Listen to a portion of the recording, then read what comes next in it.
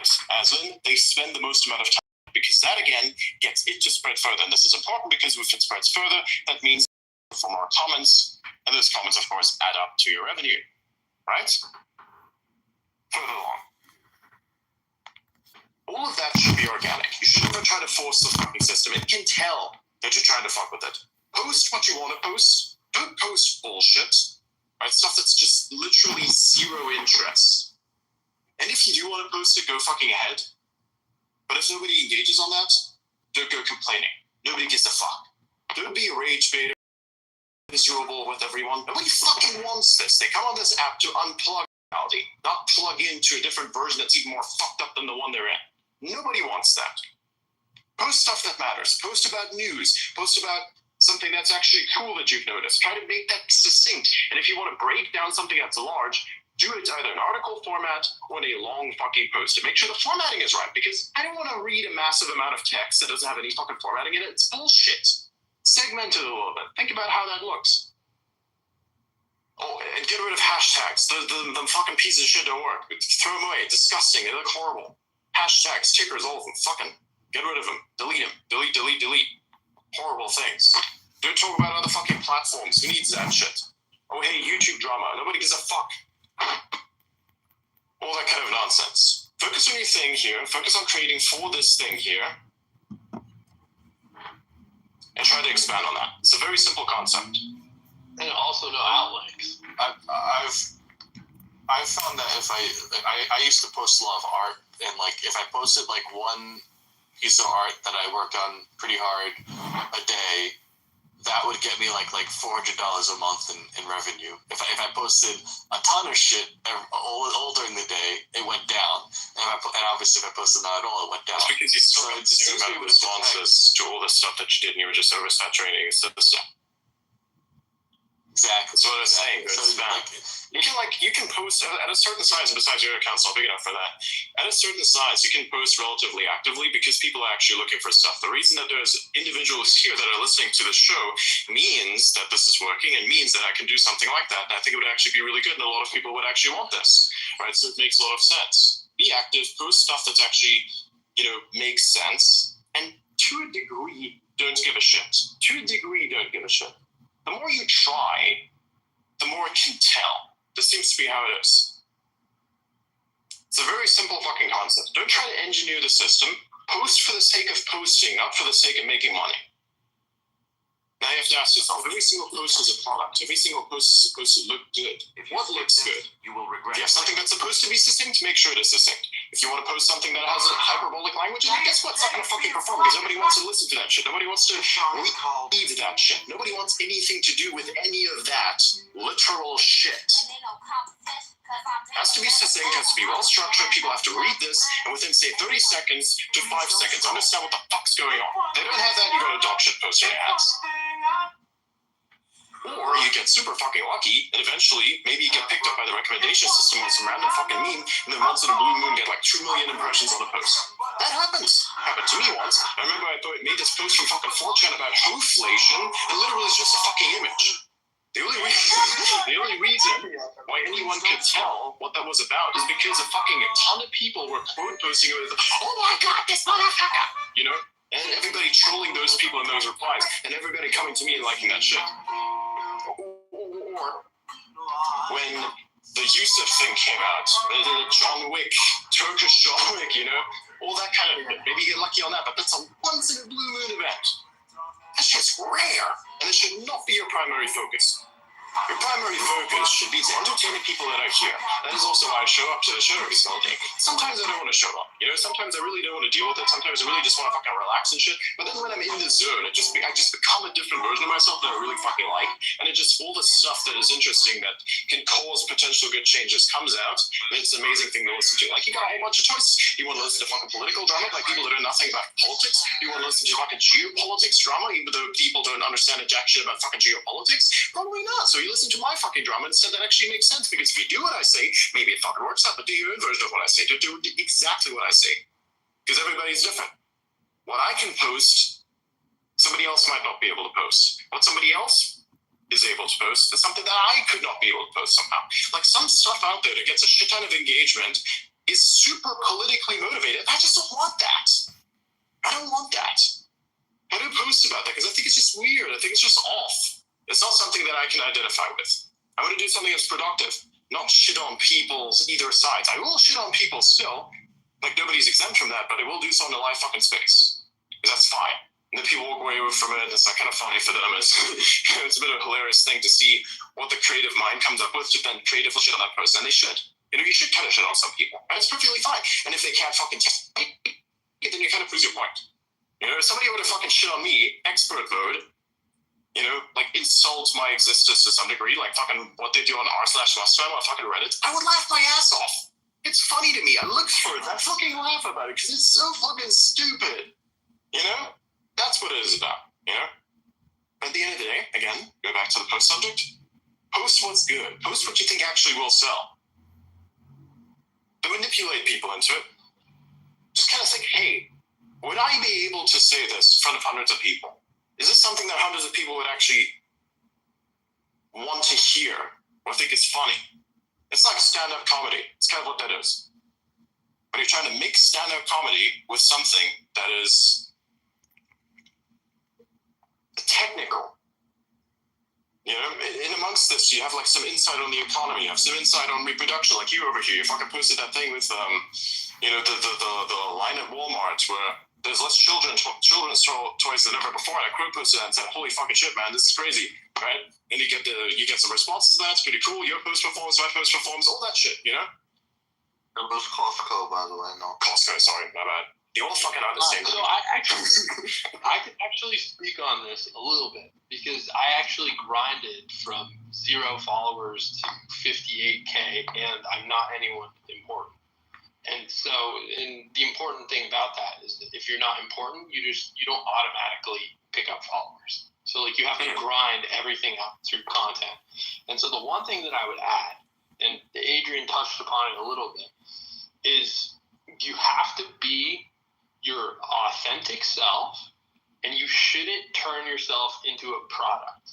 If you turn yourself into a product, then your account becomes a full-time job, and you can profit off it with the monetization, but you'll be miserable because you don't feel like you can actually post what you want to say. So if you're in social media, into X, over the long term, don't build a prison for yourself by restricting yourself to a single topic.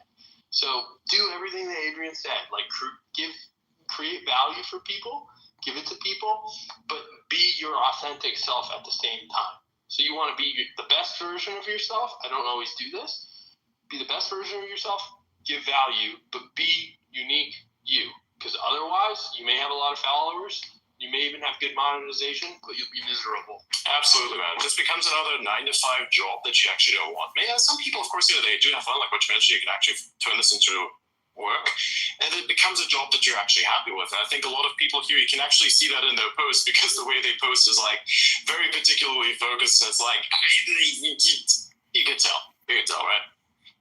But you know, look at Molson here. The reason why he has got a shit ton of followers is because he got that from those many videos that he makes whenever he travels to a certain country, or when he like makes posts about the country that he's traveled to. And he does so in a manner that is that's kind of really unbiased. Actually, I thought it was really cool that I actually found you for the first time. I remember you from the fucking China video that you did. You like went to China, you did a video there, you posted that video, and then I was like, holy shit, man, this guy's giving some really interesting insights. He's not making it political. He's not making any bullshit up about it. It's actually pretty good. It's actually pretty based. It's actually from the perspective of someone who's looking at it for real. And that shit, of course, gets him a lot of followers. Fucking I followed this guy. I was like, hey man, this is actually kind of cool. Let me just, follow that. It would be interesting to see, how that all works out. And I saw you request in space a bunch of times. I'm like, yeah, fuck man, this is great.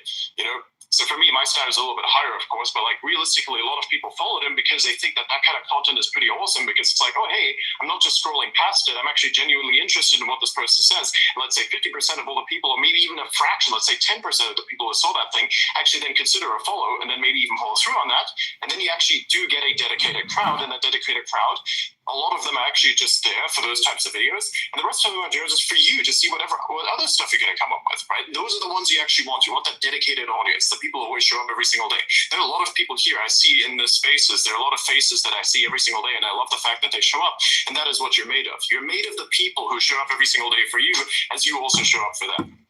if you do the live show, for instance, let's say if you make a post, whatever, like on their lunch break or whatever they happen to do, they just see you're kind of like, oh, hey, look, there's another thing that they posted. That's also why Elon is so successful in his engagement, right? It's because a lot of people are genuinely interested in whatever this guy's going to put out next. But you can't do it with text alone. Oh, yeah. So the best thing you can do is like live video. The second best thing you can do is video. Probably the third best thing you can do is maybe not even live video. I think live video is overrated as shit. Like for me, I've done everything just live audio as the primary growth. And that is because, obviously there was, my growth has been greatly accelerated. Of course, my growth itself would have still been quite high, but it wouldn't be nearly as fast as it is if I hadn't trolled all these people for being idiots and for them thinking I was Elon. Anyway, it's like, hey, you're full of shit for thinking this. I'm going to prove to you exactly why you're full of shit for thinking this, but I'm still going to prove a whole bunch of things. And then when you do end up realizing, oh, fuck, this is actually kind of funny, then you stick around for the content. You stick around for the mind. Because, at the end of the day, there's more than just the cover story, right? You have probably a good book or you have a good article. You read the cover of it and you're like, holy shit, this could actually be interesting. You buy the fucking book and you probably never read it again. Or maybe you do read it. And it's the things that you read. It's the times where you actually sell something that people are engaged with. That is what you want. That's why all of this works. And it doesn't matter what it is. Some people don't fucking do any live anything at all. And they actually have a lot more success than the majority of the people that do. Because they don't try too hard. They just fucking are themselves. But they also have a very particular audience that follows them for particularly this stuff. And it doesn't often work out. A lot of their posts actually suck, but then sometimes one of them picks up to the point that actually is really, really good. And you only ever see those posts. And it's like, oh, wow, the system is curating this for me. It's doing what it's supposed to. It's a sorting algorithm. That's how all algorithms work. There are, of course, constraints on how things are sorted and how things are sorted based on your engagement with other things that have been sorted for you. But that's kind of how all things work, isn't it? It's a wonderful fucking system. And anyone who complains about it being broken just fucking sucks. Sure, you're never going to get out of the fucking echo chamber most of the time because you're a small account, you have no fucking recommendation on your shit, so you go to the place where you actually get to somewhere. And that is fucking Spaces, for instance. Anywhere where other people can engage with your thing, and if you really do believe you have value to add, get your shit together before, of course, analyze how people do live speaking, come up to speak about a particular topic, be emotionally intelligent with what you're about to present, and that's it. Take your shot in places where you know it's going to hit, because that's how you're going to start. That's how I started. That's how most people here started. Actually, a lot of the people on stage here are a lot smaller than I am. They've grown for various different reasons. But Outer here, for instance, has a lot of his growth thanks to these Spaces, 100%. Lies as well. Easy crack on the 10Ks at some point. That shit's happening. It's only going to take one more year, maybe even less. And the space grows every single day, which is wild. Mr. Beast has really good advice on this topic. I think he says just make 100 videos. And then someone's like, oh, well, how do I blah, blah, blah, how do I do this? How do I, he's just like, just make 100 videos. And it's absolutely true. There's a problem, though, like with spamming. So again, like his method worked for back then YouTube. And it still works to a certain extent, but he's doing a lot more social engineering in his videos that people actually catch on to. Like, for instance, his ads are a very interesting example. He once did an ad where basically the progress bar, it was moving very fast in the beginning, but then it moves very slowly towards the end. That's a fucking psychological trick. So the 100 videos thing is bullshit advice unless you consider, of course, the deep psychological stuff that is behind each and every single one of those videos. You watch those videos, you can feel it literally fucking poking your brain. I would never want to watch this. I would never have my fucking kids watch it either. Fuck that shit. But people watch it, and I gotta give it to them. It's pretty successful. Okay, wait, I'm not endorsing Beast. I don't like Beast. Yeah, no, he made it interesting. The comment is interesting still. But still, the context behind it, I think, is more interesting than the content itself. It just depends on what you want. Yeah, but there are some things that you can... just one quick point, I'll let Outer speak. You don't have to cheat people. When you make those 100 videos, you learn things like, oh shit, the first 2 seconds of my video are absolutely important. And then like 2, I need a hook, something like these are the top 5 reasons. And as much as Mr. Beast may suck, like I did crank out like 100 videos. I had to do 60 videos on TikTok before I got one to work. And then consistently I can get them to work both on Twitter and TikTok if I want to. So yeah, Mr. Beast sucks, but I still think it's good advice. Yeah, I will say, that social media in general isn't really as much luck as they've made it out to be, as a lot of people have made it out to be. Like if you see people that know what they're doing typically manage to make like pretty successful channels when they've started from scratch as like experiment. Like several people have like shown that you can like start channels from scratch without like showing your own face or say like tweeting it out anywhere, being like, this is my new account. They can just literally start an account from scratch, and within days they can get thousands of subscribers. So it's really more about knowing what to do than it is actually about luck. Talent too, it matters. Yeah, but less so about the talent itself, but its utilization. Utilization of talent is, to me, I think, much more important than the talent itself. Let's say, imagine you're really talented at singing, but you're a piece of shit. Like, then nobody cares about the fact that you can sing. They will see that you're a piece of shit and that's it. You know? Or say, you're a person that's desperate for money, so you do a bunch of singing on spaces, but it's somebody else's vocals. Now, perhaps maybe you have a personality under there somewhere that's actually relevant, but you did this quick out thing that everybody will remember you for, and now you're fucked. So talent is like kind of on the back burner there, but your main talent will be, or actually your ability rather. This is an ability people can put into themselves, and not everyone's going to succeed equally, but maybe they have some parts that they kind of specialize in and succeed specifically in this region. So we'll be right, we can be specialists.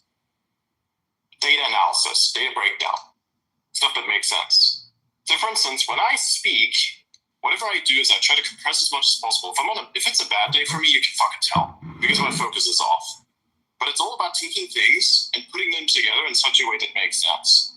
And I know it makes sense because a lot of people understand what it is that I'm saying. However, if somebody else were to come up and start fucking rambling with other bullshit that's incoherent, everybody leaves because they're fucking bored of this bullshit. You're supposed to put things together, make sure that they're engaging, and make sure that this is something that actually makes sense. For instance, I can give you an example for how this stacks up into real life. You actually have to become a teacher of sorts. That's also how stand-up comedy works, by the way. Quite a lot of the time, it's like sensing the audience and what it is that you can give them and what it is that they already know. Right? You gauge that, and then, of course, you deliver some context and you deliver the punchline. If the context was received, then the punchline hits and everybody laughs. You're a great stand-up comedian. However, it also depends on the crowd. Maybe they don't think that the fucking joke about the fat person is funny, right? You're in a liberal city. Nobody cares about that. Maybe they really do care if they're starting to become a little bit more, on the other side. But hey, that kind of stuff works. Some comedians, they joke about other things. They joke about, say, food, or they joke about politics, or they joke about specific social settings, all that kind of stuff. It's all about what your crowd is, right? That's also important. So it largely scales. But also it's about the teaching. I once taught a person, just for fun, I wanted to try it out. I was like in place, third world country, right? I randomly got into a conversation with somebody, asking him some stuff. And I thought, you know what? This guy probably doesn't understand quite how money works. So I explained to him in 5 minutes the nature of money, where it comes from, what it used to be, what it is now, and how it works. This fucking dude's mind transformed. And he fucking got it. The educational system couldn't do for him in 5 years what I did for him in 5 minutes. That's fucking insane. That's the real talent. That's some fucking shit. Do you really understand enough in order to do that? That's what you should be after. It's the proper utilization of talent. I'm fucking autistic as shit. But I was once watching a YouTube video about stacks and heaps, which is like a concept in computer science and computers, And like the video explained it was 10 minutes long, and I was like, holy shit, this 10-minute video has explained these concepts better to me than my university did in several semesters.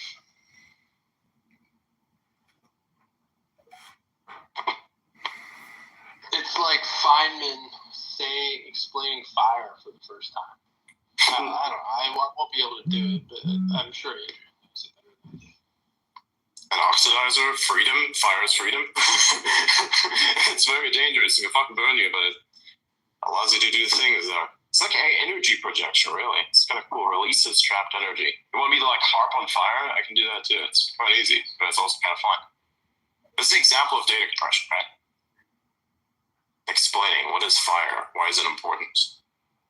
This is a number of reasons. How it works. Yeah, how it works. More than just like something that's bright and warm, but like literally what's going on from a first principles perspective. Dude, it's even cooler. Like, you can look at it chemically, or you can look at it more generally. Like, for instance, saying, oh, hey, let's take a piece of wood. What is it made of? How did it got here? You know? It took a plant to make this, but what did this plant do? It took nutrients of the earth, but the majority it took from the air. It took carbon dioxide, used the sun to fix the carbon dioxide into this amazing stuff, this fibrous, cellulose-like stuff that's called wood, and somehow trapped the sun's energy in it. Now you can take that, and you add an oxidizer to it, which is probably other heat, or maybe even the sun itself if you had something like a lens you were to project the sun's energy to like a attainable point, and now you're breaking down the timber, and it's releasing the carbon again, and some of it remains. Like, that's incredible. It's a beautiful thing. You're like releasing the sun's power again. This is also kind of what we're doing when we're burning coal. It's like you take coal out of the earth, that is actually stored up carbon dioxide and solar energy to a certain extent, because, you know, that's what made the plants grow. that's where it came from, right? So it's like a battery. It's almost like a battery. But fire itself, like even beyond that, it's kind of cool what you can do with it.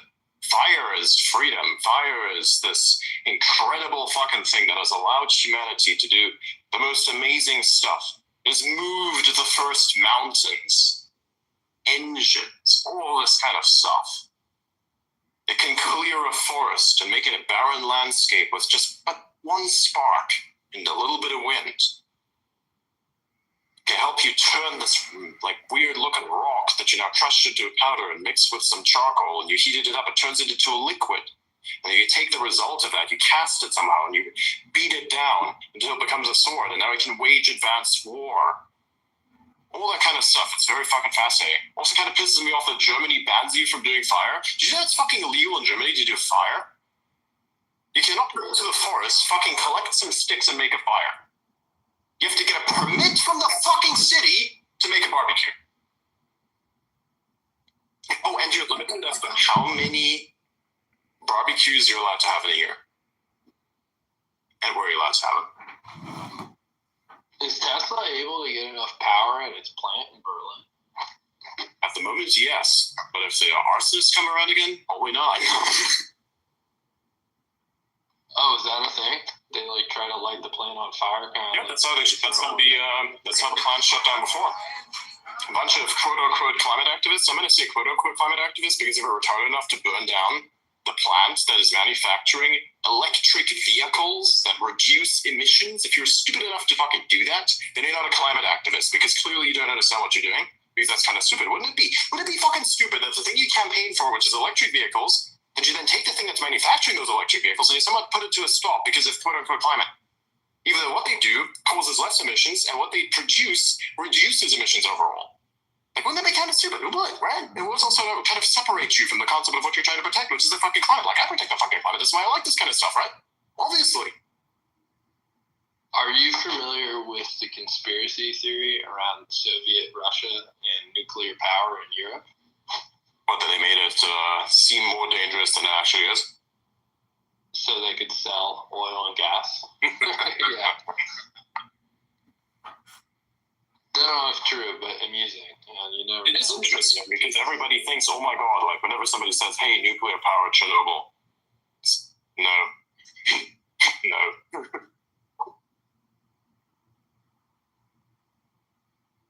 That would be some pretty high-level multi-dimensional chess. You are, don't it? I mean, I don't know. It's possible. It doesn't seem like it doesn't seem actually that expensive to market people into having a new ideology and then enforcing that ideology on others in a way such that you have like one ringleader who's like, guys, we're going to go start a fire at the Tesla plant. And then the other people are like, oh, we got to do it too because we're all part of this like socially cohesive unit, and I don't want to be judged if I don't do it, and I feel like I'm part of a group, things like that. Absolutely. Agent provocateurs are a time-honored deep state tradition. I would not ignore the possibility of that at all. And that is especially common, actually, in environmentalist movements. Like, even the FBI does that shit.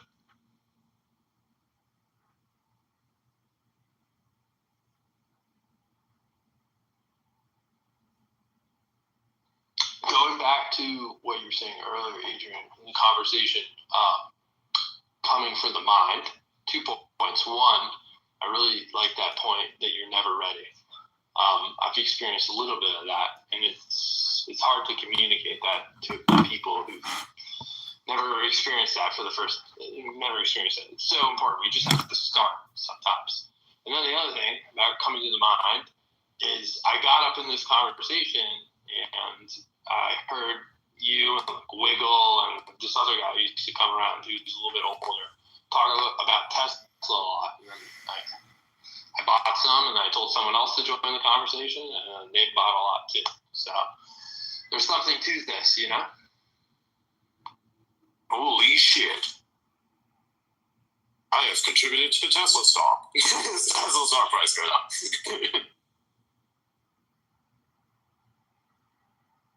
The minimal, of course, but yeah.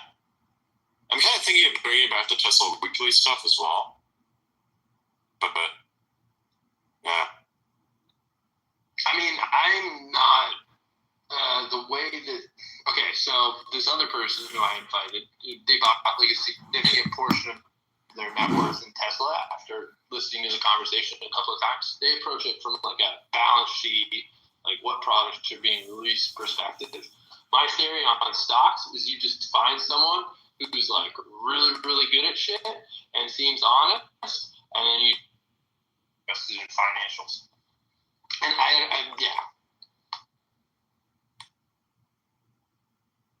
I think it just depends. The financials matter a lot of the time. Sometimes there are unicorn cases where they matter a lot less. But you can't totally abandon fundamental analysis if you're making investment decisions, at least in my opinion. All right, so we'll switch from Tesla to Bezos, right? So Amazon superficially had horrible financials from, I think, its founding until about like 2004, 2005. And but if you look at Bezos is probably like the second best profit-oriented builder founder in the world right now. And if you figured out that guy was like just pretty smart and not a horrible person and committed to his work, then you were going to do pretty well without looking at the financials. And that's just my way of doing things. It works better for me than doing something that I hate, which is pouring over financial documents. I mean, I do agree with you that there are cases where bad financials still produce good results in the long run. And I think what's important in those cases, though, is looking at how money is actually being spent. Like, just because you're not turning a profit doesn't mean that you're operating your business poorly. And if the money is being spent well, particularly in ways that are likely to generate future revenue, like bad financials can almost be a good thing, right? Like, you want companies that use their capital productively instead of just sitting on it. So yeah, point well decision, I get. So here's my thought, right? Like, so obviously the financials matter and the fundamentals of the business matter, but you're never going to be able to master those things better than the person who's running that business. So as a proxy, one, capable, two, honest, you can just skip all the financial stuff because they're going to know it better than you anyways. And so the financials are only useful insofar as the financials and the business operations are only useful insofar as it tells you about the person who's running the business. I I definitely agree with you there. And like a good example I can give you is I bought GameStop stock when I found out Ryan Cohen bought it back in like November, early December of 2020. And I bought it because I know that he's done a great job with his businesses and that he's got a reputation as just being a super straight shooter who turns, companies into pretty big successes. And so I was like, sure, why not? And that ended up being one of the better financial decisions, that I've made in my time investing. And it was based purely on a person that I trusted and bad company financials at the time, right? Like you had to buy into this story about all the shorting that was happening, which turned out to be true. But it wasn't something that you could just like look at their balance sheet and say like, oh yes, easy buy. Well, so the beautiful thing about that is, did you spend a lot of time in making that decision? No, I didn't. I was saying it's a case study that shows that you're right. Sometimes that is the right thing to do.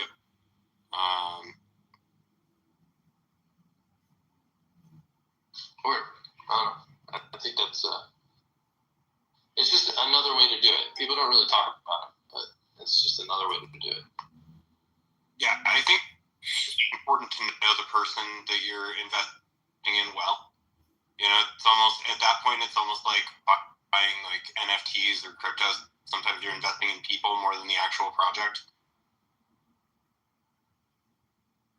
A quick question for everyone, and maybe it's stupid one, but has anyone figured out a way to listen to spaces and get work done at the same time? Because I think like listening to music or like probably listening to stuff that you don't instantly kind of jam with is probably a better idea than to kind of like try to consume content and read an email at the same time. I kind of like laze over whatever I'm hearing.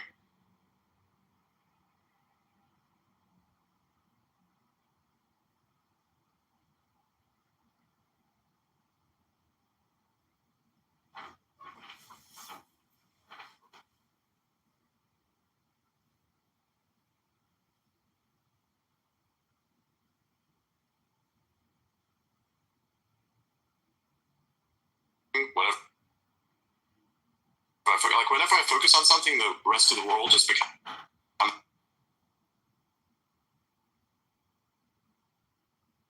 kind of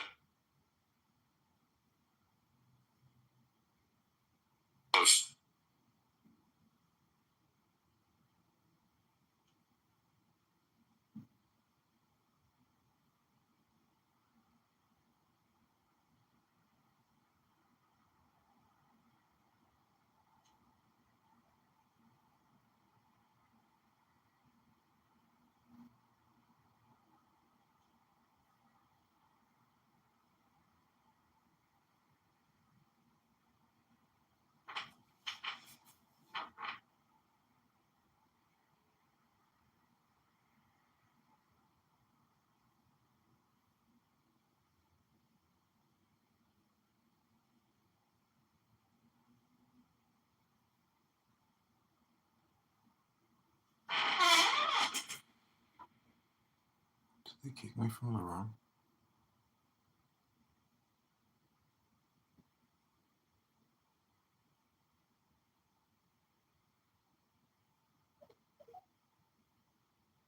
One of the things that helps me with being able to multitask is that you kind of like need to like set periods of time to like clear your thoughts out.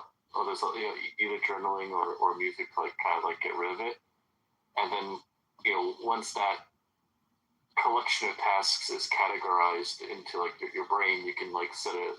That's like opening a new tab in your brain basically. Or maybe it's more like opening a new browser with a bunch of tabs, like dedicated spaces. But at least for me, I find that like music with no vocals, just like repetitive beats, that tends to like set almost like a minimum. What's it called? Like a mesomere, the thing that keeps a beat by switching back and forth. It's kind of like that kind of music that like it's repetitive and metronome, yeah. it's like if I have music that's similar to a metronome or something, it allows me to like. I almost want to say whatever I'm doing gets like put on each tick of the tick. So it's kind of like I'm treating my brain like a CPU and like categorizing operations onto the tick of the music, and I find that keeps individual tasks in their own zone on a tick, so that they don't get like confused between each other. At least that works for me. I tend to like listen to organ music or like abstract, weird, like German sci-fi sounding music from like abstract artists, experimental artists. Like anything that has like a kind of like metronome tone to it. But like to me, the key is if your brain can set the ticks of each process in a repetitive way and keep it like on like a clear thread, it's somewhat easier to multitask. If it's all going at random intervals all at once, it all gets combobulated, and at least for me, I just can't focus. I'm gonna try that. I've always done the no vocals music, but I need to try something that has a metronome like beat that's regular that maybe helps me stay on task and maybe somehow gives me energy or some sort of rhythm.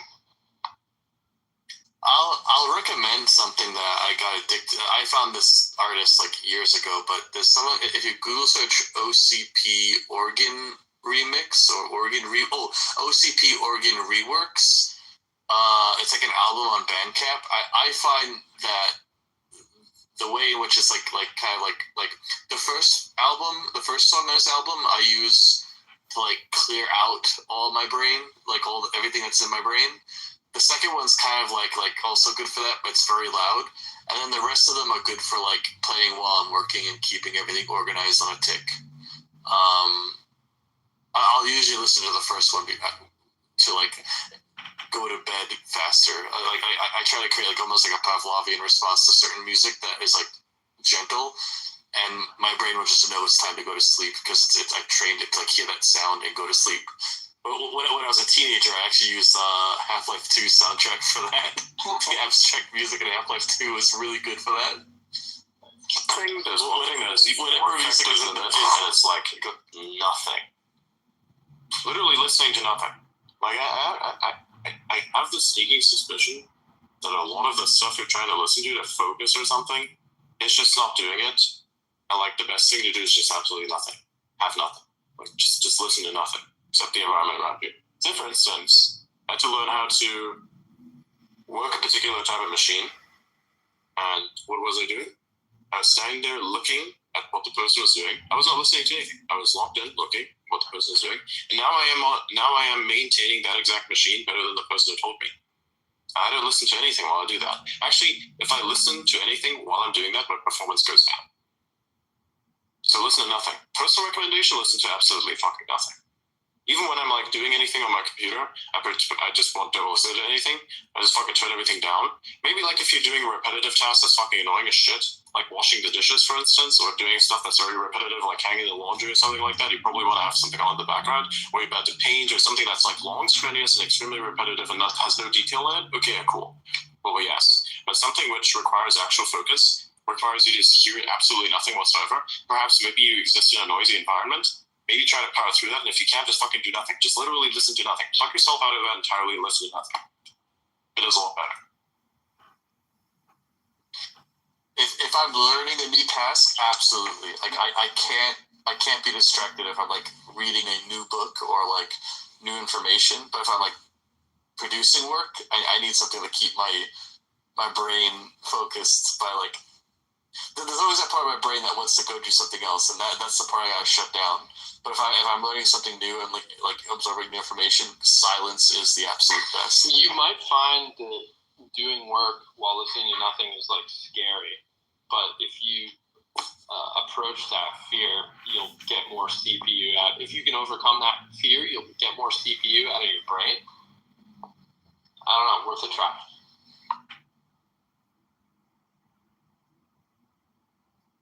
I understand that I just contradicted myself here by saying that like music without words is really great, but now that I think about it, the few times where I've worked silently, it's like it's almost frightening in a way because it's just like you and your thoughts. You can't look at your phone.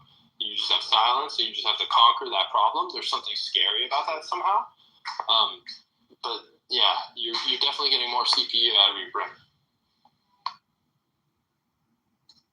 If I'm in Manhattan, I can't do that. If I'm out in the outer boroughs or upstate where it's like natural sounds and not just endless honks, I can deal with quiet.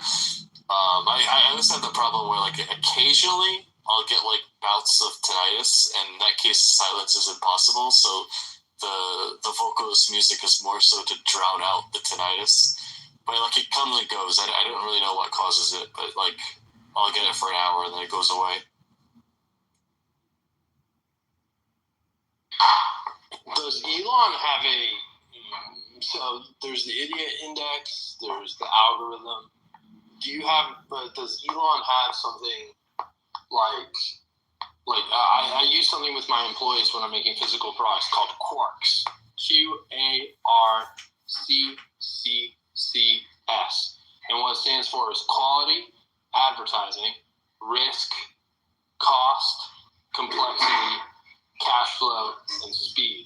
And so it's a mnemonic that allows you to compare two things very fast. So an example, if you're doing a SpaceX rocket, Q, quality. How far up is this rocket going to go? Or are we going to be able to catch it? A, advertising. Can I buy this rocket from Russia? Or will that purchase look really bad? Risk. Do we design the rocket in a way that's more likely to explode, less likely to explode? C, cost. How much is it I going to like cost? acronyms. Why are you negative on the acronym? Carbon fiber. C, complexity. Can we remove parts? Third C, cash flow. Like, all right, can I get this from a supplier that I can pay like 90 days later? And then speed, which you can look at the speed of manufacturing or how fast it goes and stuff like that.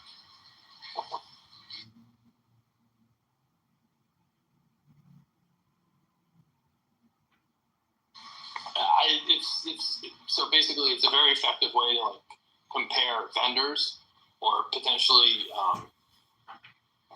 different materials or different ways of doing things. It's just very fast. And you don't miss anything. It's a great checklist.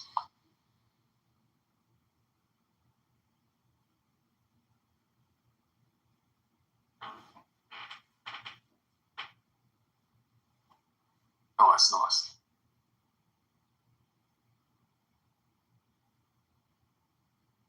All right, I'll keep going. So there was Adrian was talking about how he explained the concept of money to someone as an experiment. I recently explained how to use periods to someone that I was working with because they just didn't know how to do it, and somehow they'd gone all the way through high school, maybe not all the way through high school, but without learning how to properly write. And you would think that would almost be insulting, but I was actually, I think, able to do it in a way that wasn't insulting and actually was super helpful to the person because all their life they had never really been able, they couldn't figure, they were always being like, hey, can we do a call? Hey, can I do a voice message? Can we do a huddle? Because they knew, they had some sense that they weren't able to write clearly, but they didn't really know how to do it. And so all they needed to really know was just how periods worked and when to put a line between paragraphs, when to use a period, and when to use a comma. And so there's something kind of amazing about that you can just teach people, and then you get huge efficiency gains out of them, which is good. And also you help them, which is a great feeling.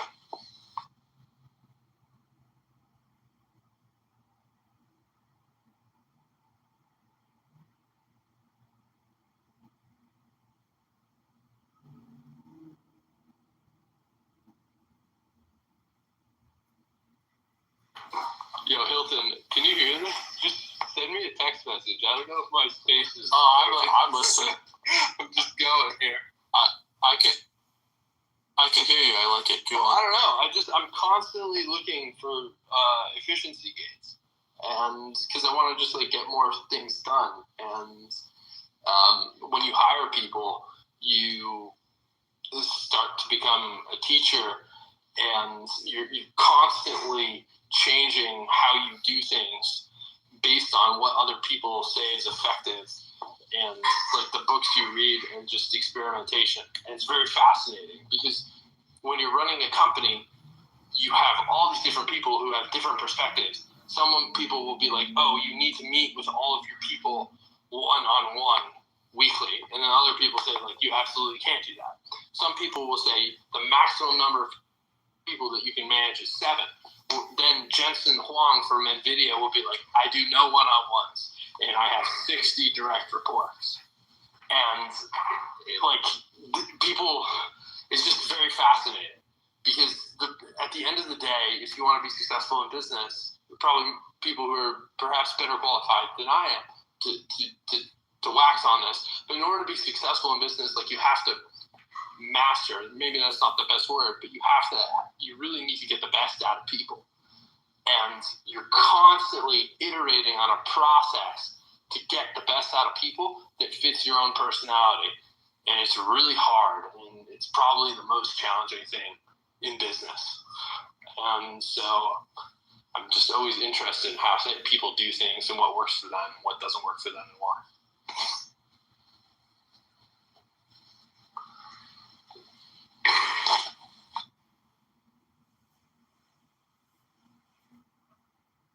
While you were doing this, I was doing a little casual analysis just to see what does what. Yeah. That's sick. What does what? How the what We're gonna increase the number. We're gonna increase the number of posts and shit. Like, oh my god. Oh yeah, and if anybody wants to help, send me memes. Actual good memes. I'm gonna send you my Magic the Gathering, Texas Winter, all white creatures get +1/+1 meme. What the fuck? It got me over $9,000 in monetization in the past 2 weeks. Just that meme alone.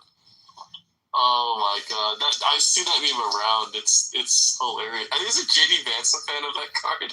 Yeah. I don't know, but I did the Texas Winter because we finally got winter in Texas, and I definitely felt like I got +1/+1 with the white creature.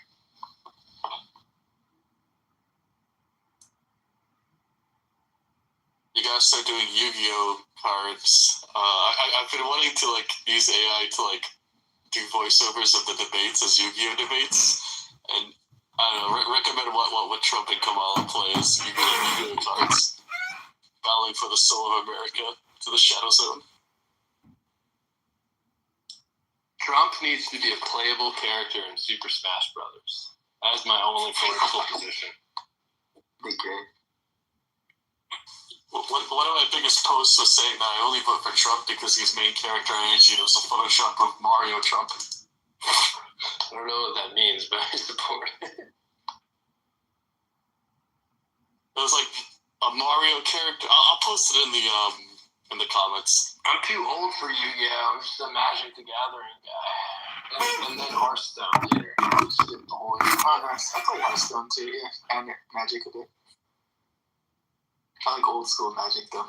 Still, I'm dropping that Texas Winter meme into the memes Discord. Nice. Whatever the memes the channel did is supposed for good stuff years ago. What if Russian Mario?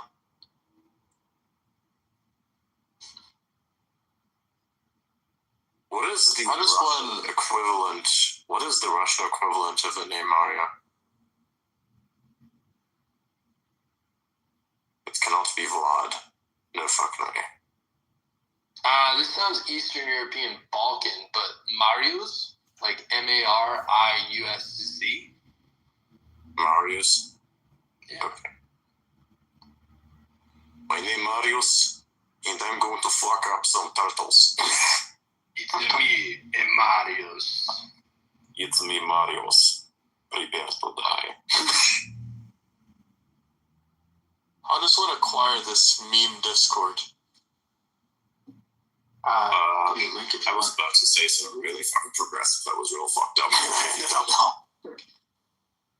I was about to reference the certain celebrity part.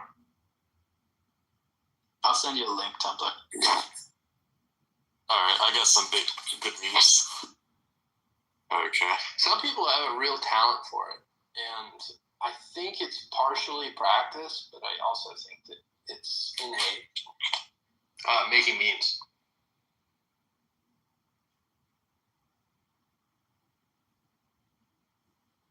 Someone posted a meme about autism in the meme channel. And Adrian, I don't think you're autistic.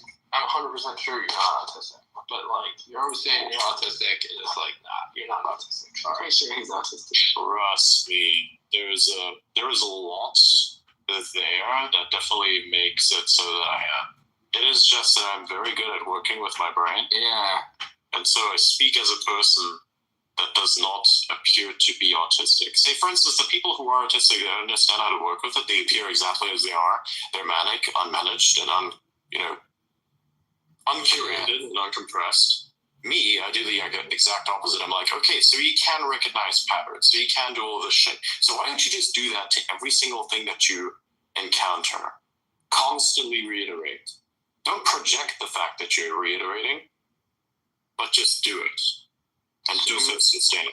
What were you thinking about when you Adrian is Adrian? I posted it. If you know Adrian in a private, he's a lot more autistic. Sometimes I let loose, okay? Sometimes I let loose. Let me tell you, it's fucking crazy, dude. Yeah. If you've ever been there, Adrian goes like full autism mode. What does full autism mode mean? Goes on like a crazy rant, like, or he's like, no, I'm gonna watch like this object spin for the next 4 hours. No, it's like it's a lot. It's a lot. I don't even know how to explain what it's all. Yeah. I'm also an autistic person, and I see some things that I see in myself sometimes in Adrian, even on spaces, like the verbal stimming, like going to doing like certain voices or saying certain things over and over again is like kind of like a comfort, but also just like as a filling the gap sort of thing sometimes. I definitely noticed that, and also the special interests.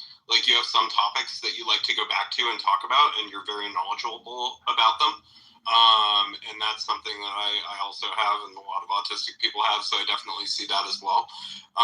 But I can also identify with what you said about like when you're a socially competent autistic person, people will swear up and down that you are not, and then you like live the life of not being able to interact with people and systems the same way that everybody else does, and having to go about things a little bit differently because of the way your brain works, and it's so frustrating. So we've talked to Adrian about this. It's like we're very, very bad at like social cues, so we've literally had to just pattern recognize. We've had to just pattern recognize what people react to, like what situations, and it's literally entirely based off like pattern recognition that we're able to like. But that's how everyone does social cues. Not really. No, I think like the majority is instinctive. Well, okay, so you think? Okay, so sorry, go ahead. Like a lot of it is very instinctive. It's very intuition based, but it's less so intuitive than it is just an instinct.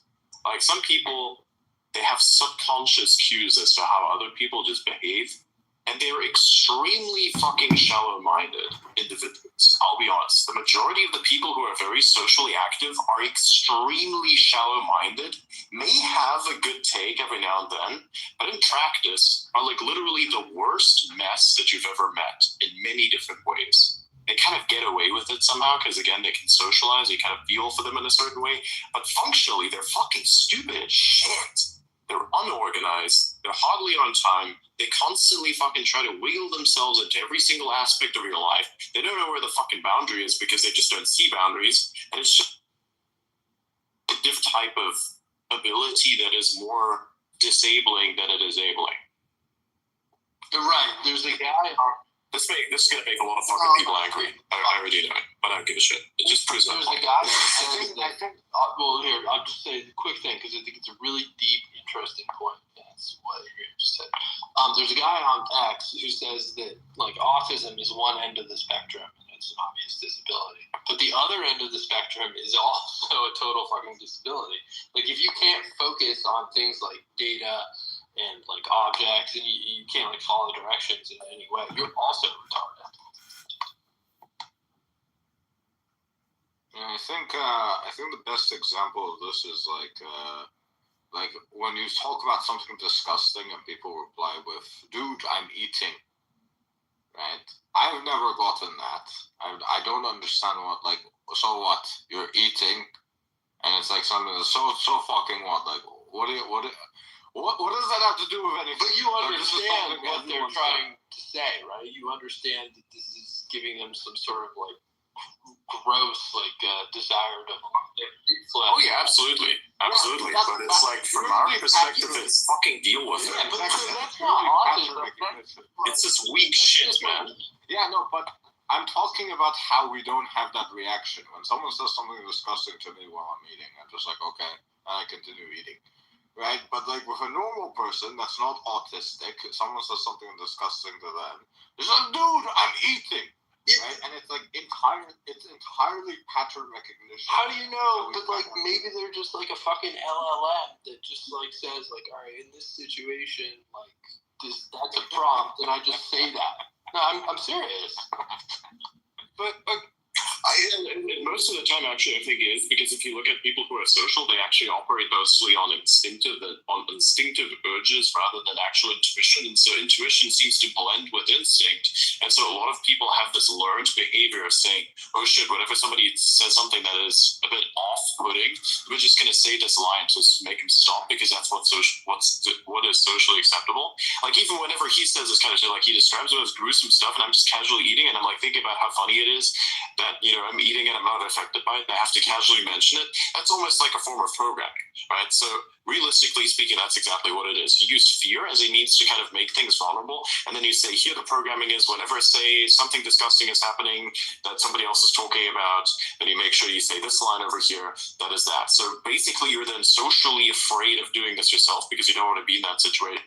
I just casually repeat it even though you don't understand it. I emerged out of the office listening to our autism conversation to find my wife silently playing with a Rubik's Cube in the kitchen. She's playing with a 4x4 Rubik's Cube. This is so hard. Like actually what happened. I have a way to kind of look at it that might help explain. So, like, as autistic people, we're dealing with a lot of sensory discomfort on a very regular basis. Other people are often the cause of that sensory discomfort. So there are a few things going on there. One, we develop a lot of desensitization to it, so we don't become uncomfortable ourselves necessarily in the same situations that other people are. And two, like, we are never able to be like, oh, stop talking, I'm autistic, or like, back up. You're not autistic. I'm autistic. Really I'm more autistic than you're autistic. Be like, dude, I'm eating. Like, you're making me uncomfortable. Like, fuck, you make me uncomfortable every fucking day. Like, why should I have to shut up right now? You can say that stuff on Blue Sky. Just FYI.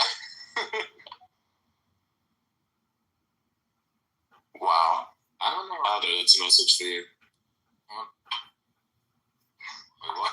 You gotta post on Blue Sky. You're complaining about how I'm making you uncomfortable. You make me uncomfortable every single fucking day. I'm autistic as shit. Something like that. Should I post it on Blue Sky? Perhaps. I don't know. As a response to someone, of course, it might be.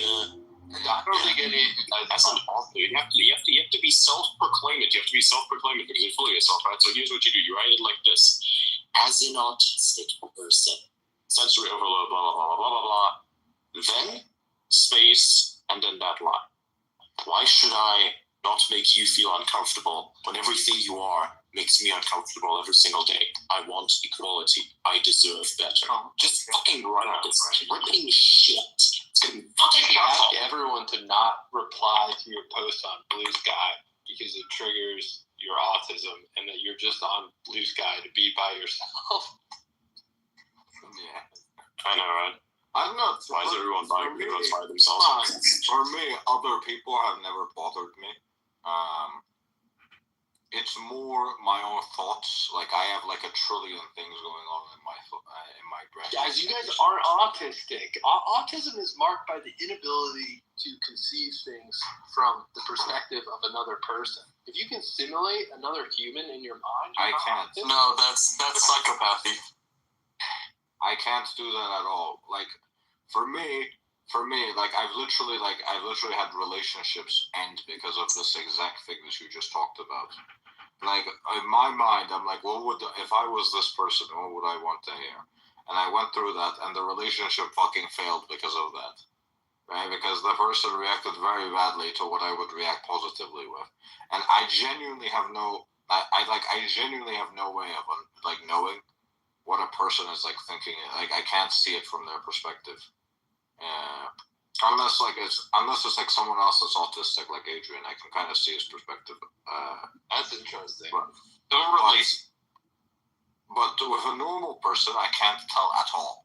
I'm purely going off like the personal experiences I've had with normal people in the real world, and that's basically how I'm able to react normally to people. It's just the fact that it's pattern recognition. I've realized people react badly to this. People react. These are the dumbest people in the world. The positive. How is Elon Musk worth $600 billion?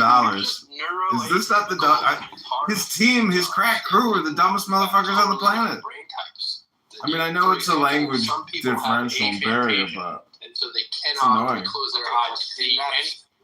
Right? In that case, It's like hard to conceptualize, and it's also hard for them to conceptualize how you could close your eyes and see something. But that doesn't mean you're autistic.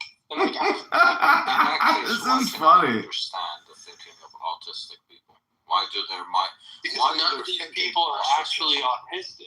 They're just other neuroatypical smart people. Okay, but that doesn't make sense, right? If you're neuroatypical and all neuroatypical people are different, then you wouldn't be able to basically understand each other because your brains would all work differently. It has to be something that's. But most of this would actually work very This differently. is so The thing is, stupid. it's just a spectrum, so it's like you're on the autism spectrum. So you're either like autism is definitely a fucking thing, right? So you're saying that something is atypical. Well, of course, it's He's flipping out. on a specific part of the spectrum where it's more high functioning, thereby we have ability. So someone like Elon Musk, for instance, is a bit more autistic than we are in that he prioritizes skill over speech. I prioritize a little bit more speech over skill because I run a fucking live show every day. I have to actually talk to people quite often in various many different ways that it's like kind of social in nature. And so I myself just kind of maximize different types of skills. It's like a slider. When you start to, like, the more I prioritize a particular skill, that's the point that I sound most autistic. And this can be anything. This could be any particular interest in general. You just understand it to the extent that you can have like a long conversation and speak incredibly quickly about it and have like almost no errors within it. And then if you form a new thing, it's very difficult because you actually are forming a new connection in your brain, and you actually do have a stutter, which actually does happen to me quite often. It is just that I've said these types of things so many times in different type of contexts with separations between them that I just close the gaps, put them together, and talk about it. So it's a new skill that I've learned on that level. I have a skill of combining information and then verbalizing, and then combining verbalizations of that exact information as well, and putting it out there. See, right now, for the first time, I've actually this exact concept in words, and you can see that I'm fucking stuttering because it's like it's funny. Like you become hyper aware. You actually sort of have these kind of issues, but that's how it works, right? So the way I would put it is like, as an autistic, I just became super self-aware. That's very cool. That was the weird. This is not what you saw on display, right? I was explaining to you what's happening to me as it was happening to me, as I'm observing myself, seeing how it's happening to me, even though I'm observing it, or the thing that's observing. it's happening too as well. That's why I can tell. Holy fuck. Stutter coming from an inability to find the next compression of thought, which is coming out. No. It's that you can't find the word to describe what exactly the connection is supposed to be. So it's like language and understanding are very different things. Language is just kind of a concept. You just mold it around whatever it is that you have in your brain. Understanding and language are totally different fucking things. You can say a thing but not truly understand the thing. You can just repeat a thing but never truly understand what that thing is. If you understand a thing, you can take infinite language and bend it around the thing that you understand in so many different ways that literally the mind itself cannot imagine all of it at once. So you just pick the next best thing, which is exactly what that is. So it's like for the first time ever you say verbalize something, you're just trying to find the most optimal word or the most optimal language that reflects whatever this understanding is, because that connection between concepts of understanding is just another piece of understanding. That bridge is another understanding. I will admit there's like two problems, right?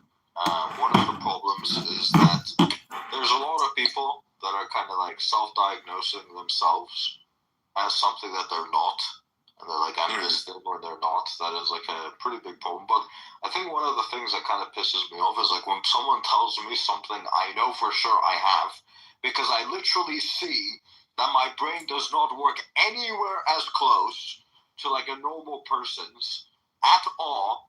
They're like, no, this thing that you totally have does not exist. I'm like, bro, this is something that I live with every day. My brain. He lives with working. He works for Elon Musk. He can't even say worth. Things in your Earth. Truth. I can't sympathize with your way of thinking. Don't tell me I'm not autistic. My brain doesn't work like your brain. It doesn't make sense to me. The way I would put it is, as autistic people, we're playing a different game from day one. Like, we don't see things the same way. We're learning the rules. We learn the rules of social interaction. Sounds like sociopaths. And like the stuttering thing is like, for me at least, like you're looping on a circuit until the switch. Okay, my random personality. I hope you've enjoyed my live stream. I'm gonna restart this. So click on my profile and rejoin the live. It's almost like you're trying to.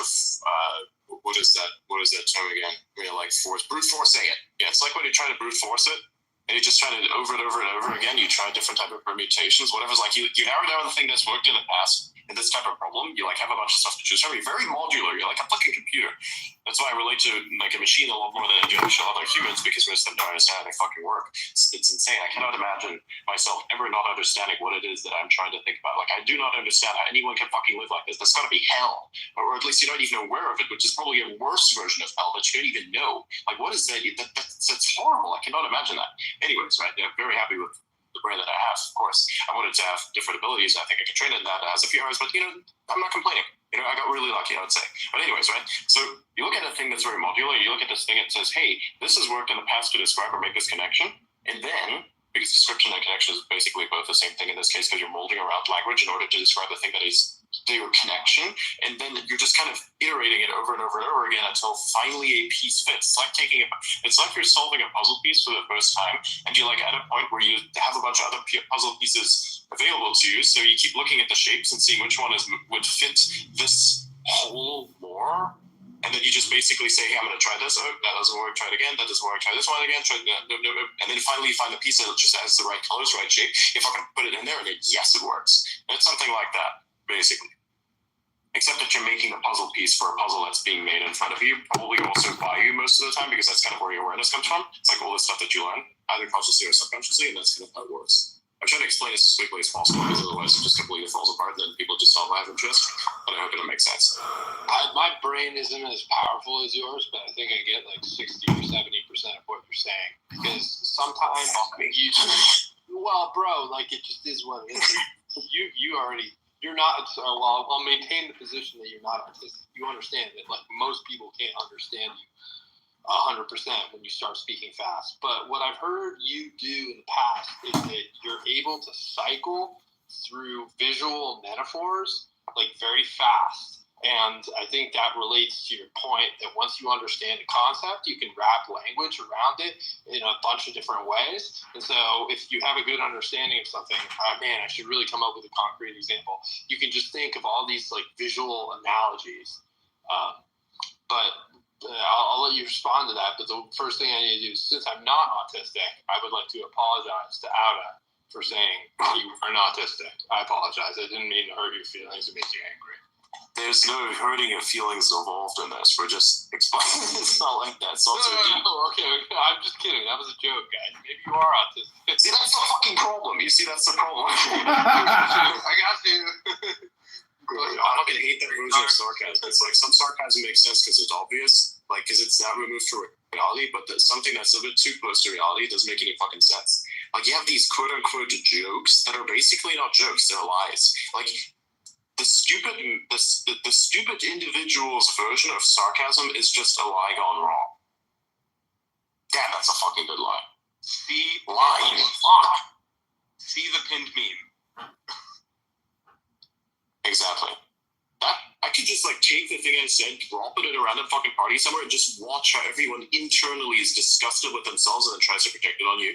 It's the funniest shit. They're not even aware of it, which is the funniest part. It's not funny actually. It's kind of horrifying in a sense that people are not genuinely aware of a lot of the things that they do. Like, hang on, this is true. You guys are convincing me that I'm autistic. I don't like this. Usually when people tell me I'm autistic, I like resist it. I'm like, fuck you. No, I'm not. I mean, dude, look at your kids. That shit's gonna be impressive as hell. You better teach them some correct stuff because if your fucking wife is out there in the background just fixated on solving a Rubik's Cube and you're wondering what that fucking sound was in the kitchen, like, this is the the signs are there. You're just not really picking them up. It was a 4x4 Rubik's Cube too. She's a freak. You're getting somewhere. You want to fucking try that shit out. It's kind of, you're probably having an impact. You're probably having an impact there. You don't realize it. And she's just trying to understand some stuff. I don't know. If you ever talk to her about this and be like, hey, what do you actually think about what it is that I do? You think I'm crazy? What kind of crazy do you think this is? And you have like the fucking interrogation. You have to kind of layer it out and be slow about it because otherwise you sound like a fucking psychopath just like I do. So like, that's a bit of a thing. She's legit more autistic than I am. I'm more people. Do you see how it just proves my point? Yeah, I guess, but our people stressing towards the mean. They're not smart at all. No, I'm just kidding. I love those motherfuckers, and some of them are pretty smart. But dude, you don't even understand. It's like, it's not that you have to be on the spectrum. Basically, people who are on that spectrum are just geniuses. They just are in some capacity. It's just that there's some issue that is underlying. You have all of the capabilities that you want to have, but these are the people that actually make sense of the world. They have a bunch of other problems that come with it. Like, to have this is like the cool part of it is the ability to parse the world in ways that others can't. The not so cool part of it is the sensory overload stuff. It is the fact that you do random shit that literally makes you look insane, and that has merit. So you have to kind of contain that as much as possible. And then eventually probably let it out from time to time so that you don't lose your sense of self. It's kind of funny that you kind of feel a little about it, but then you have like this new sense of being, which is great. Perhaps, sometimes you kind of let loose on that, which is great. But aside from that, I have zero sensory overload.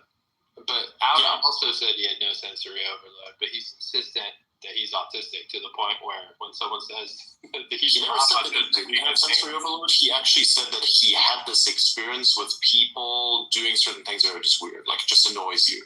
Realistically, or say, for instance, to be sarcastic about this realization, to say, hey, why should I make myself appear in such a way that is comforting to you when every aspect of whatever you is the thing that fucks me off because, all this stuff. And I definitely have that shit. There's certain people that I fucking hate. It's disgusting. Like this open mouth fucking shit. Or like the thing that people do is when they let the air into their mouth via their nostrils, they can fucking hear all the biological components that do that fucking shit, and they just really can't contain it because they just like, or like the people that eat like a fucking camel, like, what the fuck is with you people, man? Or like you're drinking out of a glass and you just fucking do it in a way where I can just hear all the internal components that are processing the fucking air bubbles that you just got in there, and it's like, Adrian, come on, bro, I'm eating, bro, come on. There we go. There you go. She learned it. That's just my LLM, you know? Exactly. But like for real. Even I see that shit sometimes, so I deal with it by burping louder than everybody I don't else. understand that. I'm like completely immune to like the disgust response. Like I was in a fraternity, like people like vomit on me, like poop, like none of that just bother me at all. See, good for you. That's the problem that I'm trying to tell you about. So you just got a different thing. You could be more or less a stable genius. Autistic people are the unstable geniuses, and they only become stable if they're smart enough to stabilize themselves. And if they don't, well, guess what? You fucked up. So that's interesting. It's a lot of self-accountability from consequence that you recognize. And if you don't have that self-awareness, your life is going to suck. It's going to be horrible. And you will never understand truly why, because everybody fucking rejects you and wants nothing to do with you because of this exact fucking result.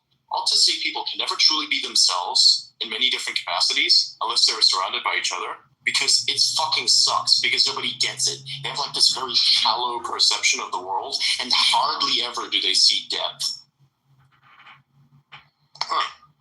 And it's horrible in social life. You can never talk about stuff that actually matters. The only reason why the show, for instance, makes sense is because we can actually have these type of discussions, and it's entertaining. So you're actually getting most of the people on the stage here are on the fucking spectrum in some capacity or another. Like somebody has a specialized skill. My specialized skill is verbalization, in a sense, right? I can still understand systems. I still work with those systems very well. But then when I do understand those systems well enough to actually bend language around them, then that allows me to verbalize them and help other people internalize what those systems are via the same verbiage that was used that they are also using. That's the common law. That's why we use language as a concept. Like we use it to bend it around stuff we know, so that other people can understand it. That's why jargon is such a piece of shit in the field, because it makes literally no sense. You're trying to remove people from a certain place because you don't take the layman's terms and bend them around the complex thing. You just invent new shit and inflate what is otherwise supposed to be layman terms, which would actually work better. It's discriminatory and it's fucking disgusting. Okay, agreed.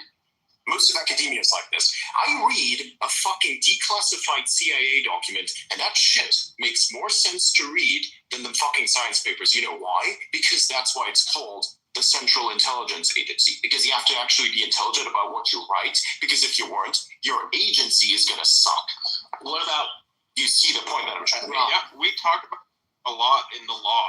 I mean, if you write law with the increasingly legalized language that gets used, it makes it inaccessible because people can't understand it. And it's actually funny because you're universally, like you're actually incentivized to do this because that allows you to have a job. I mean, like a lot of lawyers are actually on the side of this because that allows them to have a job. Because if every single average Joe could actually understand the law, then you wouldn't need lawyers, would you? Because the confusion, that's what the lawyer is there for. I agree with the notion that the perverse incentive exists. I think that it's not always acted upon, of course. Don't get me wrong, right? I'm not saying that everybody's like trying to modify the law to the point that it, basically creates more jargon so that more lawyers have more jobs. I'm not saying that. I'm saying that could be a factor, but I'm not saying it's a definitive factor. I'm also not saying a lot of the law is structured around that, although perhaps some parts of the law are structured around confusing other people that are supposed to enforce it. Well, you know what I'm saying? That might be an aspect. Not entirely. I'm just, a little bit.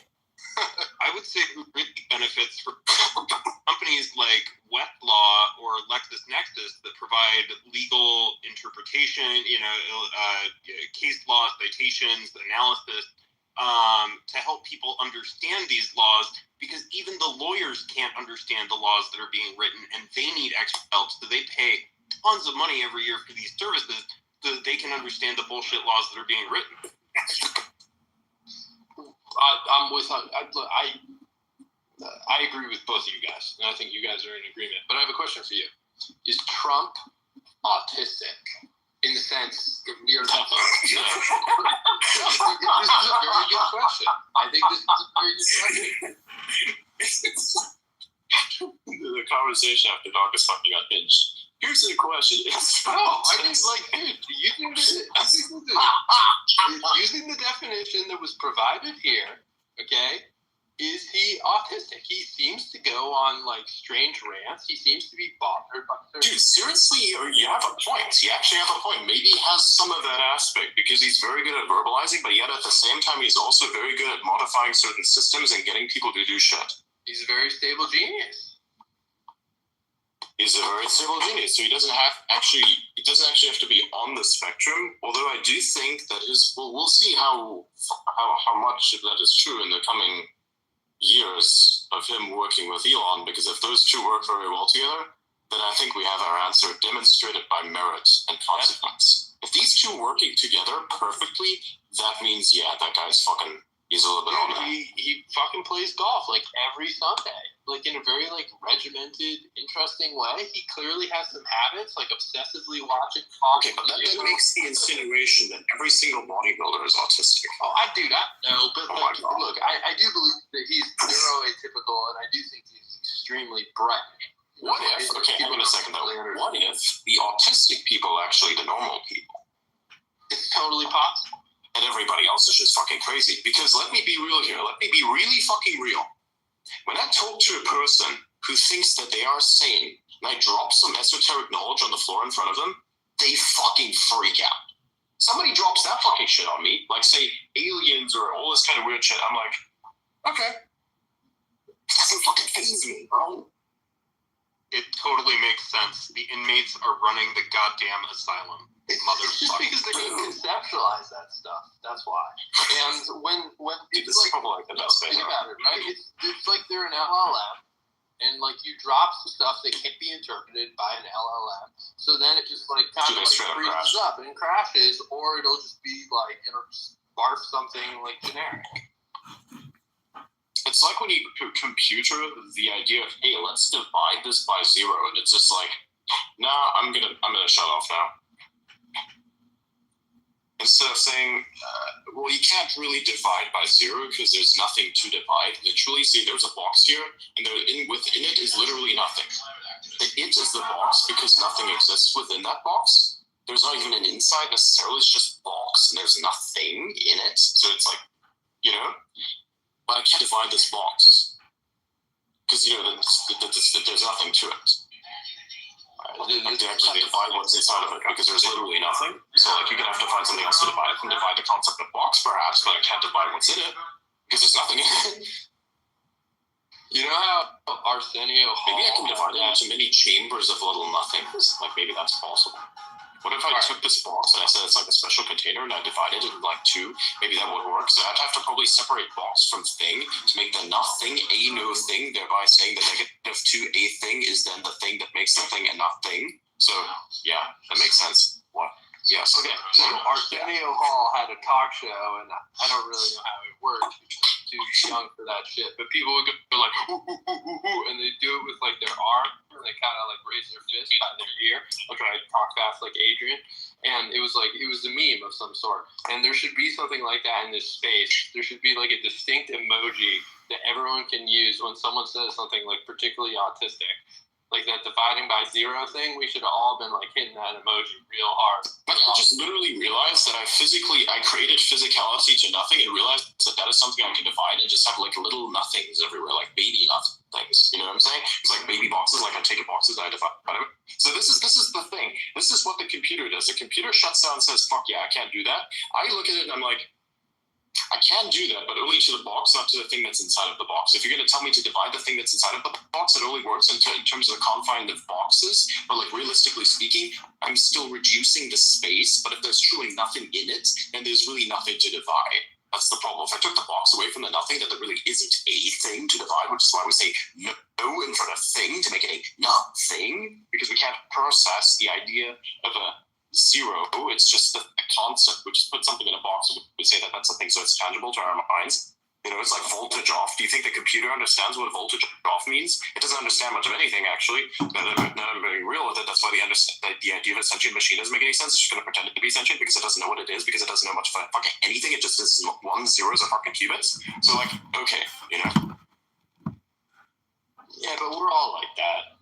I gotta go to bed. And I have an autistic request. My autistic request is: does anyone know how I can get my fucking X account to be professional? I I got banned by Twitter in 2022, and I can't convert my account. If someone knows how to do that, send me an You can't. You're perma-fucked. What do you mean convert? You're good. You're safe. Leave it alone. No, I want the professional profile so I can get the cool links at the bottom of the profile. But every time I try to convert, you know those links where you can like advertise shit? That's what I want. That's why I got monetization for the first time this week. Oh, that. I mean, like advertising your shit. No. Yeah, like, right. It's like it comes on a carousel and you can like cycle through things, and I just really want that in my fucking profile. That doesn't exist anymore. No, it does. Well, a lot of people have that. Apps. And you can put e-commerce products at the bottom of your profile. In order to do this, you need to have a professional profile. I cannot convert my account to a professional profile because I get an error. And it seems to be a common bug amongst many people. Oh, I see what you mean. Right. So, like, I can have, like, I can have my professional pronouns to, like, fucking virtue signal my competency. Like, I have scientific technology in my shit as, like, a thing that I focus on. Like, I can virtue signal not that. At all. Like, literally, there's, like, an image that comes up on a carousel. That's professional categories. Yeah, I know what you mean. Yeah, I guess there's no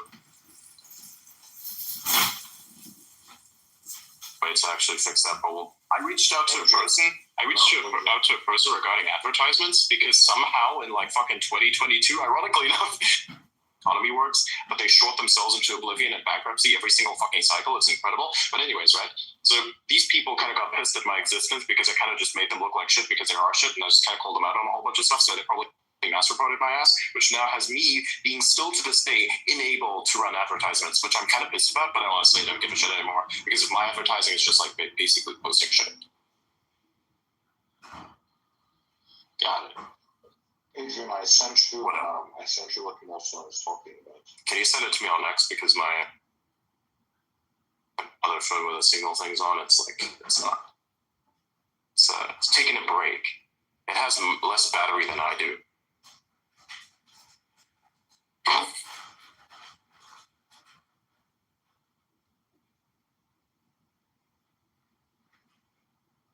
You know, we should have like an example of where we're having like a smooth conversation, clip that, and then compare it to the time that I was talking about nothing and put those side by side. Normal autism.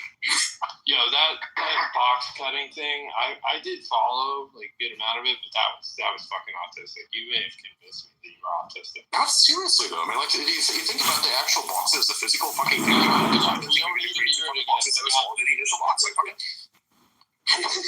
I DM'd you a picture of what I'm talking about. It's worked. Yeah, I sent you. I have access to what I'm talking about. That shit. Yeah, I know what that is. I haven't like tried to do that myself, but I should probably do that. Why is this? The thing I don't understand about this guy is the fact that he has like a shit ton of links in his profile. Why do you have to like jack off with that? Hold on, I know that guy. That dude's great. I'm a huge fan of that dude. And I can explain why he does that. So he's like kind of like the Taylor Swift of like the indie hacker community. You should totally have him on the conversation sometime. And he's in the sense that we've been discussing, he's like Trump. He's like Adrian. He's like Alda. He's like me. He's like lawyer cat. He's autistic.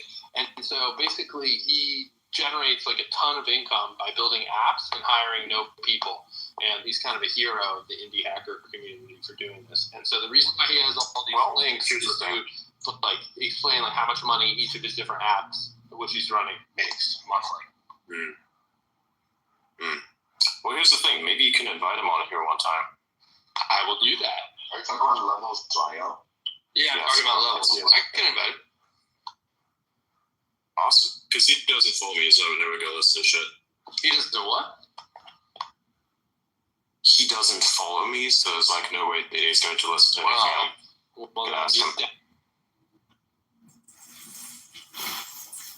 Out of peg in my book. Alright, yeah, I'll invite him. Cool. Cool. Small puddings, like that's the conversation. You just have to arrive and figure it out. Yeah. So one time someone replied to you, and I was like, "Oh, that's interesting," and then I got it.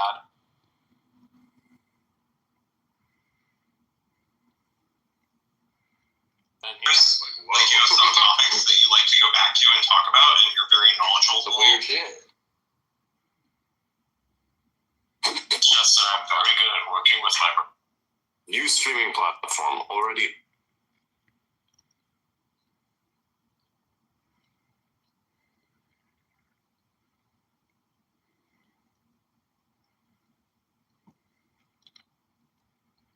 But the consequences will still be cast.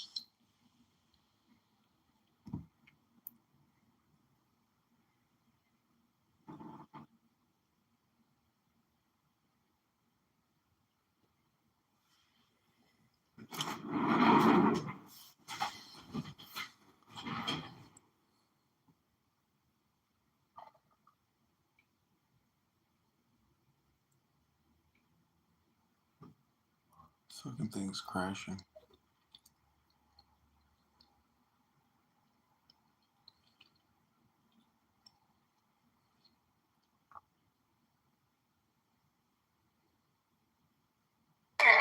The way she was talking bad about the Basijis, well, there's two, just like here, there's two branch in the IRGC.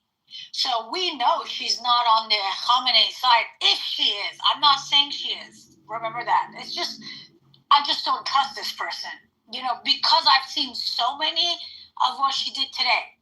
And it's never the opposite of it. It's never her going for someone's girl. I understand you, sir. I understand. Yeah, that was it.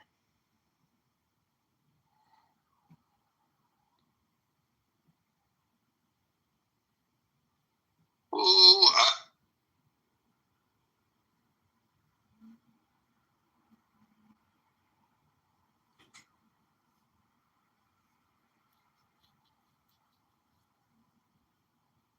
Did he kill it? Did he kill it? He sounded to me like he was tripping. He was like definitely on some weed or some Adderall. Oh shit, maybe he kicked me. Oh no, he's still alive.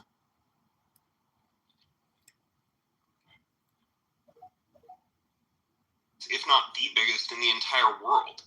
And it's neurodivergent people that end up being able to actually put shit like that together and drag it out to the middle of the fucking desert and rebuild it again.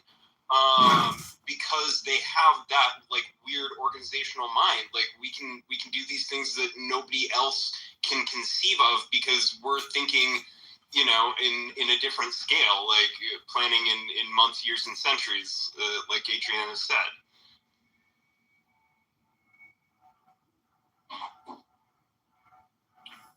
Yeah, it's definitely autistic. My uncle one day told me people were riding around in like a giant robot spider that they created. I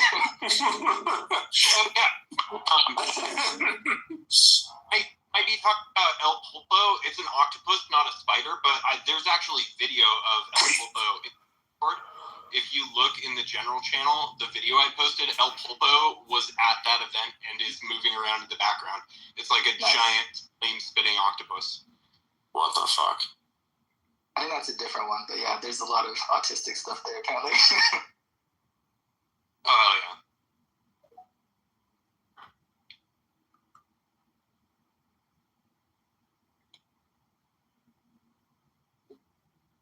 yeah. Nice. Okay. Let me confirm something. Let me tell y'all something about a little something else.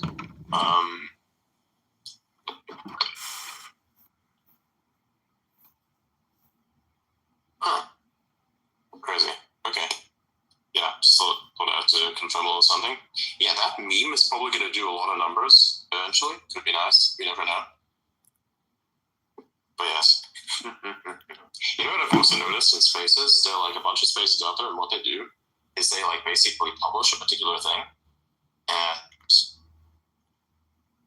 and they put it up in the Nest. And some spaces, they've been running only for like 3 hours. They have hundreds of posts that they've put up on. And I'm like, there's absolutely no way that anyone is like going to go through each and every single one of them. You have to periodically take posts down that make the previous ones relevant, or take posts down that are relevant so that the previous ones that still are relevant remain up there so somebody can ask questions about it. That's why you like hardly ever see any posts being pinned at the top of the space here, other than very curated bunch, because I actually want the post to represent the function of the space to a certain extent.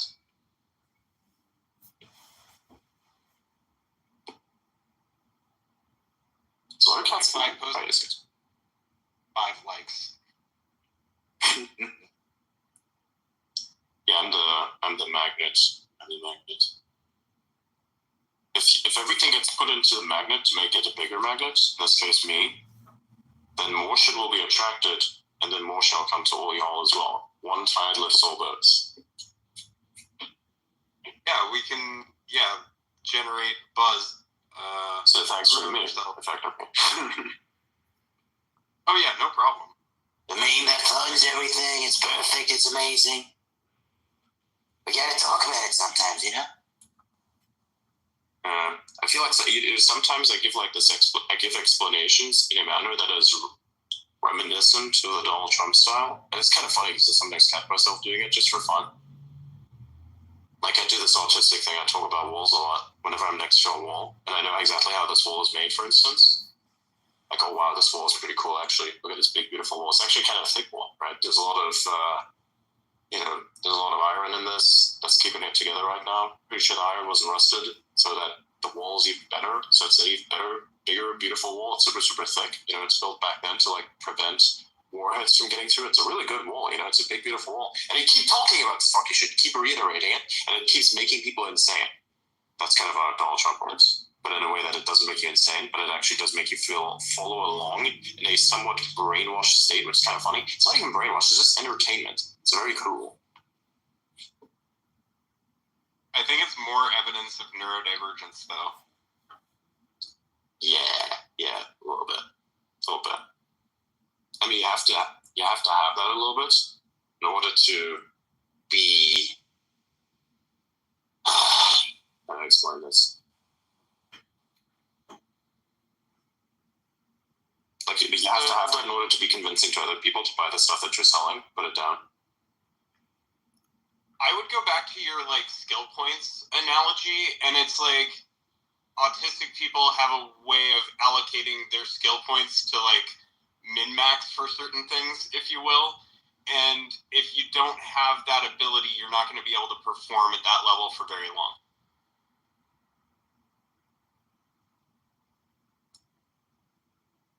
Does that track? Yeah.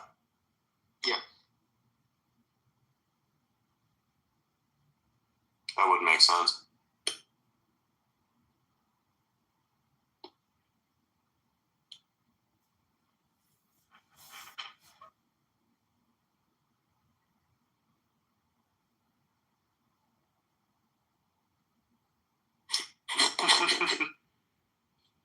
Oh my god, that's so fucked up. I love X. There's so much shit on here that I otherwise wouldn't see. This is what the real world looks like. Like, if people don't enjoy this, that means that they're not happy with the world, and that perhaps maybe they don't realize that there's some really good things about that world. Just because you see stuff that's unusual doesn't mean that it has to be crushed under the name of I don't know, what is that? Inclusion? Because goddamn, I actually would even say I'm a very offensive person in many different ways. Not too offensive, of course. I know my limits to a certain extent. I kind of catch myself sometimes when I tend to drift a little far, and I failed at least once or twice in doing that, and kind of go a little too far. But realistically speaking, I've been more inclusive to people that are direct opposites to how I view the world than people that are direct opposites to how I view the world. I've had like the most left-wing influences on this show, and given him literally zero shit on anything he does.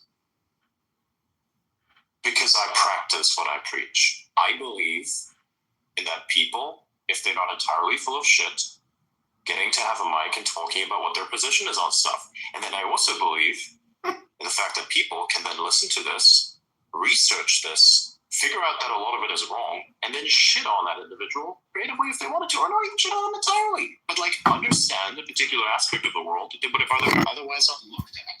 Because all of this stuff matters. That perhaps you should be insane, but if an argument is